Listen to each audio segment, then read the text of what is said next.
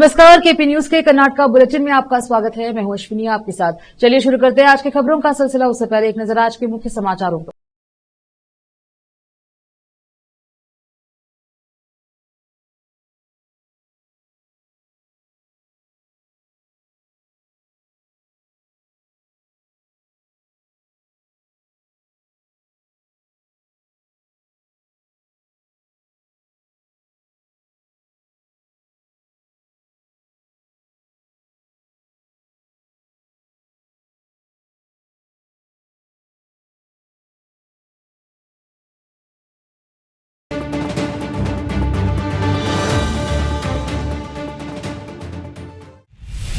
समाचारों का सिलसिला शुरू करते हुए देखते हैं समाचार विस्तार से। जिलाधिकारी शिल्पा शर्मा ने आज बीदर शहर के पुराने क्षेत्र रंगरेज गली में रहे सरकारी उर्दू प्राथमिक विद्यालय का अचानक दौरा किया। शिल्पा शर्मा ने स्कूल में विद्यार्थियों के साथ बातचीत करते हुए पढ़ाई के बारे में जानकारी ली और फिर गर्म भोजन की जांच करते हुए उसका स्वाद चखा और गुणवत्ता का निरीक्षण किया। विशेष संवाददाता की रिपोर्ट। बीदर शहर के मिलेनियम ग्रुप ऑफ इंस्टीट्यूशंस और दिशा पैरामेडिकल कॉलेज द्वारा आज congenital heart defect awareness rally का आयोजन किया गया, जिसमें कॉलेज के छात्र छात्राओं ने बड़ी संख्या में भाग लिया। यह विशाल रैली शहर के जिला स्वास्थ्य अधिकारी कार्यालय से होते हुए अम्बेडकर सर्कल से गुजरते हुए ब्रिम्स अस्पताल पहुंचकर समाप्त हुई। ब्रिम्स परिसर में असिस्टेंट प्रोफेसर अश्विनी रेड्डी, श्रुति जोशी और वेदवानी पवार ने विद्यार्थियों को सीएचडी के संबंध में जानकारी देते हुए विस्तार से बताया। इस अवसर पर कॉलेज द्वारा इस प्रकार की रैली आयोजित करने से विद्यार्थियों के साथ साथ आमजन में भी जागरूकता पैदा होगी। इस अवसर पर कॉलेज के अन्य शिक्षक मेघा कुलकर्णी, प्रवीण कुलकर्णी, अनूप कुलकर्णी, नविता कुलकर्णी, मोंटी नागराज आदि उपस्थित रहे। होगा कि स्कैन करवाओ बोल रहे, ट्रीटमेंट करवाओ बोल रहे, बट ये होता क्यों है? कंजेनिटल होता क्यों है? छोटा बच्चा है, वो उसकी तो कोई खराब आदतें नहीं होती हैं, तो बाय बर्थ इसको आता हमने बोला है। तो बाय बर्थ आने की रीजन देखो, एक तो हो सकता है फैमिली हिस्ट्री, अगर उनके फैमिली खानदानी बीमारी है तो वो कैरी फॉरवर्ड होगा। एंड दूसरा होता है कि कोई भी जेनेटिक डिसऑर्डर, जैसे अभी मैम ने बोला कि जैसे कि बहुत सारे जेनेटिक डिसऑर्डर्स होते हैं, पढ़ा होगा आप लोग ने, डाउन सिंड्रोम, राइट? तो ऐसे बहुत सारे, और इससे सिर्फ यही नहीं, बहुत सारे डिसीजेस को भी हम आइडेंटिफाई कर सकते हैं। एंड दूसरा मैटरनल हेल्थ, हमने जब डायबिटीज के बारे में पढ़ा था, गेस्टेशनल डायबिटीज एक टॉपिक था जिसके ऊपर हमने बहुत ज्यादा डिस्कशन भी किया था।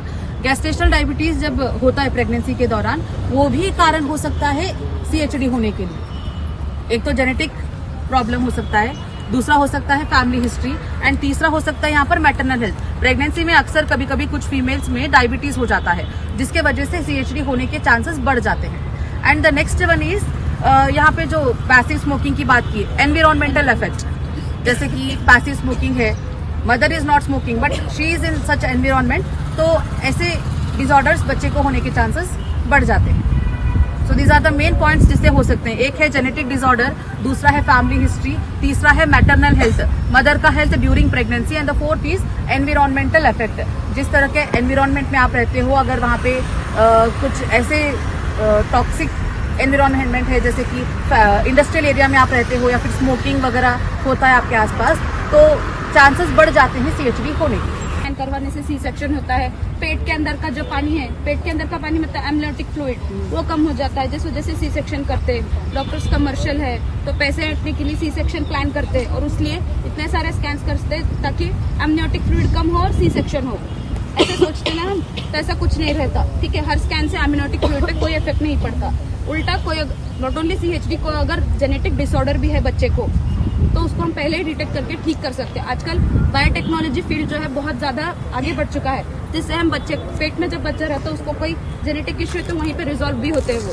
तो इसलिए नॉट ओनली सीएचडी, कोई भी इश्यूज, आजकल तो जितने लोग नहीं है उतने ज्यादा डिसीजेस है। सभी को पता है, हर नए दिन एक वायरस आता, हर नए दिन कोई नया डिसीज डिस्कवर होता। तो इन डिसीजेस को अगर हम डायग्नोज ही नहीं करेंगे तो ट्रीटमेंट कहाँ से मिलेगा? किसी को पता नहीं था ना सीएचडी के बारे में, वैसे ही अब तुम इतने सारे बच्चों को पता चला। तो आपके जितने जानकार हैं, प्लीज शेयर दिस नॉलेज।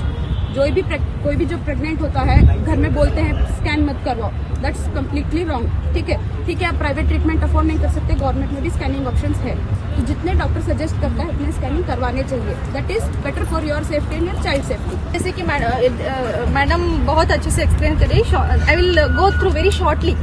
मैं शॉर्टली एक्सप्लेन करती हूँ क्या क्या होता है congenital heart disease. As you all know, congenital heart disease is by birth. At birth only we will detect that.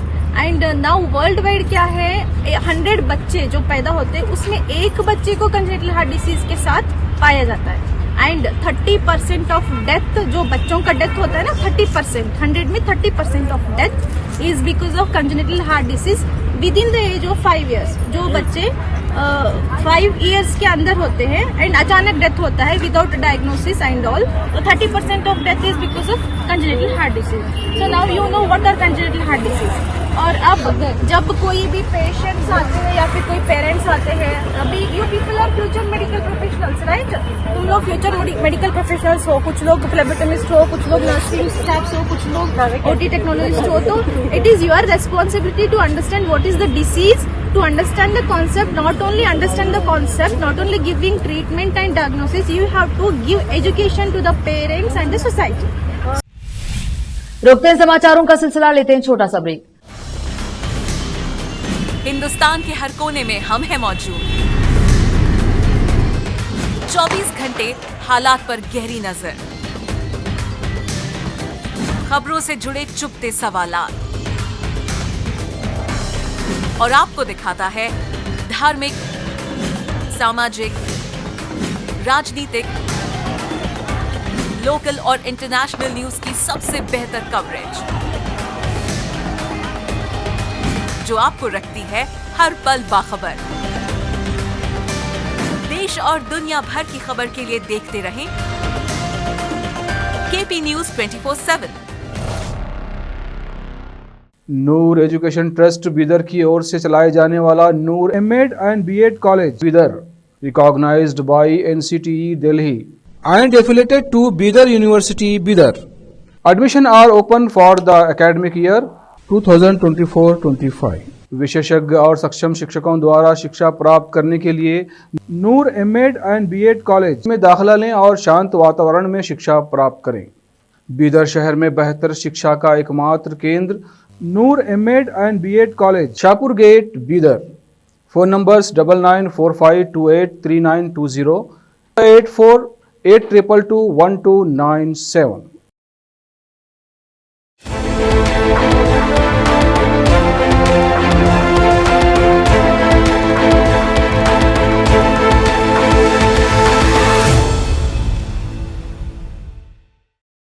Break के बाद स्वागत है आपका, देखते हैं समाचार। Invest Karnataka 2025 global investors meet GIM में बुधवार को 5 साल में कर्नाटका विजन 2030 को हासिल करने में मदद करने के लिए 5 क्षेत्रों पर ध्यान केंद्रित करने वाले विशेषज्ञों ने सुझाव दिया कि सरकार को सिंगल विंडो सिस्टम के माध्यम से परियोजनाओं को मंजूरी देने के बाद निवेशकों के लिए बाद की देखभाल सुनिश्चित करनी चाहिए और अतिरिक्त निवेश के लिए विश्वास का निर्माण करना चाहिए। उन्होंने कर्नाटका को पड़ोसी राज्य के साथ अपनी तुलना करने के बजाय चीन और सिलिकॉन वैली से तुलना करने की सलाह दी। विश्व आर्थिक मंच के निवेश और सेवा प्रमुख मैथ्यू स्टीफेंसन, जिन्होंने चर्चा का संचालन किया, ने सरकार द्वारा अपनी एकल खिड़की मंजूरी नीति में सुधार की बहुत सराहना की। उन्होंने सुझाव दिया कि कर्नाटका को जीसीसी से जीसीई तक प्रौद्योगिकी से गहन प्रौद्योगिकी की ओर बढ़ना चाहिए। लेकिन टर्बोस्टार ग्लोबल की सीईओ वेंकट राजू ने कहा कि सिंगल विंडो क्लियरेंस बहुत सराहनीय है, लेकिन यह कोई नई बात नहीं है, क्योंकि कई अन्य सरकारों ने भी ऐसा किया। समर्थन की आवश्यकता सिर्फ निवेशक या क्लियरेंस के समय ही नहीं है, बल्कि यह निरंतर जुड़ाव होना चाहिए। गृह मंत्री जी परमेश्वर ने बुधवार को कहा कि उन्होंने मैसूर पुलिस को उदयगिरी पुलिस स्टेशन पर हमले में शामिल संदिग्धों को गिरफ्तार करने का निर्देश दिया है। पत्रकारों से बात करते हुए परमेश्वर ने कहा कि पुलिस ने सीसीटीवी फुटेज के आधार पर अपराधियों की पहचान कर ली है और जल्द ही सभी को गिरफ्तार कर लिया जाएगा। उन्होंने कहा, हम हिंसा में शामिल किसी भी व्यक्ति को नहीं छोड़ेंगे और मैंने मैसूर पुलिस को घटना को गंभीरता से लेने और सीसीटीवी फुटेज में पहचाने गए लोगों को गिरफ्तार करने का निर्देश दिया है। हम उनके खिलाफ कड़ी कार्यवाही शुरू करेंगे। परमेश्वर ने अपनी विफलता नहीं थी। उन्होंने कहा, जब उन्होंने पुलिस थाने पर हमला किया और पुलिस वाहनों को क्षतिग्रस्त किया तो हम उन्हें कैसे छोड़ सकते हैं। राज्य सरकार द्वारा कर्नाटका माइक्रो फाइनेंस जबरदस्ती कार्यवाही की रोकथाम अध्यादेश 2025 को फिर से प्रस्तुत करने के 2 दिन बाद राज्यपाल थावरचंद गहलोत ने बुधवार को इसे मंजूरी दे दी है। मुख्यमंत्री सिद्धरामैया ने एक्स पर पोस्ट किया कि अध्यादेश तुरंत प्रभाव से लागू होगा। राज्यपाल ने सरकार को आगामी बजट सत्र में विधेयक पेश करने और गहन चर्चा के बाद इसे पारित करने की सलाह दी थी। अध्यादेश के तहत उल्लंघनकर्ताओं पर प्रथम श्रेणी न्यायिक मजिस्ट्रेट द्वारा मुकदमा चलाया जा सकता है और उन्हें दंडित किया जा सकता है। उन्हें 10 साल तक की सजा और 5 लाख रुपए तक का जुर्माना भरने का आदेश दिया जा सकता है। अध्यादेश के तहत अपराध बात संज्ञेय और गैर जमानती है। किसी भी दोषी माइक्रो फाइनेंस कंपनी के खिलाफ अधिकार क्षेत्र वाली पुलिस में शिकायत दर्ज की जा सकती है। अध्यादेश में कहा गया है कि कोई भी पुलिस अधिकारी मामला दर्ज करने से इनकार नहीं करेगा। इसमें कहा गया है कि कोई भी सिविल कोर्ट ऋण वसूली के उधारकर्ताओं के खिलाफ कोई मुकदमा या कार्यवाही नहीं करेगा। फिर से रोकते हैं समाचारों का सिलसिला, लेते हैं छोटा सा break. Noor education trust Bidar की ओर से चलाए जाने वाला Noor MEd and BEd college Bidar recognized by NCTE Delhi and affiliated to Bidar University Bidar. Admission are open for the academic year 2024-25. विशेषज्ञ और सक्षम शिक्षकों द्वारा शिक्षा प्राप्त करने के लिए नूर एमएड एंड बीएड कॉलेज में दाखिला लें और शांत वातावरण में शिक्षा प्राप्त करें। बीदर शहर में बेहतर शिक्षा का एकमात्र केंद्र Noor MEd and BEd college, Shahpur gate, Bidar. Phone numbers 9945283920, 8482221297। Break के बाद स्वागत है आपका, देखते हैं समाचार। तल्लाबालू मठ के डॉक्टर शिवमूर्ति शिवाचार्य स्वामी जी ने बुधवार को राज्य सरकार को सलाह दी है कि वह मैसूर राज्य परिवार के खिलाफ दर्ज सभी मामले वापस ले और यह सुनिश्चित करे कि राज्य परिवार को उचित सम्मान मिले। भनसागर गांव में तारलाबालू खिनेम कार्यक्रम के समापन समारोह के दौरान जनता को संबोधित करते हुए शिवाचार्य स्वामी जी ने कहा, मैसूर राज्य ने कर्नाटक के विकास के लिए बहुत कुछ दिया है और पूरा राज्य भारत संघ को दान कर दिया है। इसीलिए सरकार का यह कर्तव्य है कि वह राज्य परिवार को परेशान न करे। दृष्टा ने जनता को राज्य सरकार पर दबाव बनाने का आग्रह किया ताकि सभी मामले वापस लिए जाएं। उन्होंने राज्य सरकार से विवादों को खत्म करने के लिए राज्य परिवार से बातचीत करने का भी आग्रह किया। अखिल भारतीय कांग्रेस कमेटी AICC के अध्यक्ष मल्लिकार्जुन खड़गे ने कहा कि अगले 2 से 3 दिनों में कुछ राज्यों में प्रदेश कांग्रेस कमेटी के अध्यक्षों की नियुक्ति हो जाएगी। KPCC के नए अध्यक्ष की नियुक्ति के बारे में मीडिया कर्मियों को जवाब देते हुए कांग्रेस नेता ने कहा कि कर्नाटक के बारे में विशेष रूप से बताना संभव नहीं है और नए अध्यक्षों की नियुक्ति एक एक करके की जाएगी। उन्होंने कहा, हमने ओडिशा प्रदेश कांग्रेस इकाई के अध्यक्ष की नियुक्ति कर दी है। जल्द ही 2 से 3 राज्यों के लिए पार्टी अध्यक्षों की नियुक्ति के लिए कदम उठाए जाएंगे। कुछ राज्यों में पार्टी के विभिन्न प्रकोष्ठों और विभागों के पदाधिकारियों की भी नियुक्तियां की जाएंगी। मैं कर्नाटक के बारे में विशेष रूप से कुछ नहीं बता सकता क्योंकि वहां घटनाक्रम को तोड़ मरोड़ कर पेश किया जाने की गुंजाइश है। उन्होंने कहा कि राज्य के विभिन्न वरिष्ठ कांग्रेस नेताओं द्वारा उनके साथ की जा रही बैठक को ज्यादा महत्व देने की जरूरत नहीं है। उन्होंने कहा कि इस पर अटकलें लगाने से पार्टी नेताओं में भ्रम की स्थिति पैदा होने के अलावा सरकार के सुचारू कामकाज में भी बाधा उत्पन्न होगी। अर्थशास्त्री और योजना आयोग के पूर्व उपाध्यक्ष मोन्टेक सिंह अहलुवालिया ने कहा है कि भारत को 8% की विकास दर हासिल करने में कुछ वर्ष लगेंगे और इसे हासिल करने के लिए अर्थव्यवस्था में संरचनात्मक परिवर्तन लाना होगा। महत्वपूर्ण बात यह है कि क्या हम वह करने को तैयार हैं जो आवश्यक है। यह मुश्किल है। जो हो रहा है वह है कि हम नारों के आधार पर चर्चा कर रहे हैं। हम यह नहीं कह रहे हैं कि हम विशेष रूप से क्या करने को तैयार हैं। उन्होंने मंगलवार शाम को बेंगलुरु में शुरू किए 4 दिवसीय इन्वेस्ट कर्नाटक 2025 कार्यक्रम के दौरान कहा, लचीले रास्ते वैश्विक चुनौतियों के बीच भारत की आर्थिक वृद्धि की रूपरेखा विषय पर आयोजित सत्र में बोलते हुए उन्होंने कहा कि अर्थव्यवस्था के संरचनात्मक परिवर्तन के हिस्से के रूप में कुछ क्षेत्र चरणबद्ध तरीके से समाप्त हो जाएंगे और कुछ व्यवसाय भी चरणबद्ध तरीके से समाप्त हो जाएंगे। प्रसिद्ध लोक गायिका और पद्मश्री पुरस्कार से सम्मानित सुकुरी बोम्मागोड़ा, जिन्हें सुकरजी के नाम से भी जाना जाता है, का गुरुवार सुबह 88 वर्ष की आयु में निधन हो गया। पिछले कुछ दिनों से उनका मणिपाल के अस्पताल में इलाज चल रहा था। सुकरजी को अक्सर हड़क्की समुदाय का चलता फिरता विश्वकोश कहा जाता है। वे समुदाय की समृद्ध लोक परंपराओं को संरक्षित करने और बढ़ावा देने के प्रमुख व्यक्ति थी। उन्होंने लगभग 5000 लोकगीत याद कर लिए थे और विभिन्न सामाजिक आंदोलन में सक्रिय रूप से भाग लिया। उनका एक प्रमुख योगदान अंकोला और आसपास के इलाकों में शराब की लत के खिलाफ उनकी लड़ाई थी। अपने भाषण, कहानियों और लोकगीतों के जरिए उन्होंने व्यक्तियों और परिवारों पर शराब के हानिकारक प्रभावों के बारे में जागरूकता फैलाई। सुकरजी की सक्रियता बहुत व्यक्तिगत थी। उन्होंने 16 साल की उम्र में अपने पति बोम्मागोड़ा को खो दिया। वह शराब के आदी थे और 46 साल की उम्र में उनका निधन हो गया था। इससे उनका जीवन पर गहरा प्रभाव पड़ा। उनकी मृत्यु से उन्हें अपना समुदाय के भीतर सामाजिक आंदोलन का नेतृत्व करने के लिए प्रेरित किया। उनके समर्पण और योगदान को राष्ट्रीय स्तर पर पहचाना तब मिली जब उन्हें 2017 में पद्मश्री पुरस्कार से सम्मानित किया गया। फिर से एक नजर आज के मुख्य समाचारों पर। जिलाधिकारी शिल्पा शर्मा ने उर्दू सरकारी स्कूल का अचानक दौरा किया। बीदर शहर के मिलेनियम ग्रुप ऑफ इंस्टीट्यूशंस और दिशा पैरामेडिकल कॉलेज द्वारा congenital heart defect awareness rally. विशेषज्ञों ने कर्नाटक से निवेश